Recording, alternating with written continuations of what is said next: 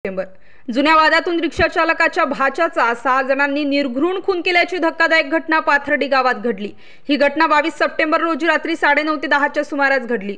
घटनेची माहिती मिळताच इंदिरानगर पोलिसांनी घटनास्थळ गाठले आणि 6ही आरोपींना गजाआड केले.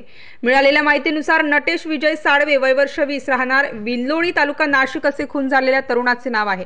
नटेश हा रिक्षा चालक शशिकांत रामदास गांगुर्डे वय 26 वर्ष राहणार संघर्षनगर नाशिक यांचा भाचा होता. 22 सप्टेंबर रोजी रात्री नटेश हा पाथर्डी गावातील काझी मंजिल इमारतीसमोरून जात असताना त्याला 6 जणांनी गाठले. जुन्या वादातून आरोपींनी नटेशला धारदार शस्त्राने वार करत त्याचा जागीच खून केला. ही घटना पाहून परिसरात भीतीचे वातावरण पसरले. घटनेची माहिती मिळताच इंदिरानगर पोलिसांनी घटनास्थळी धाव घेतली. पोलिसांनी शशिकांत गांगुर्डे यांच्या फिर्यादीवरून गुन्हा दाखल करत तपासाला सुरुवात केली.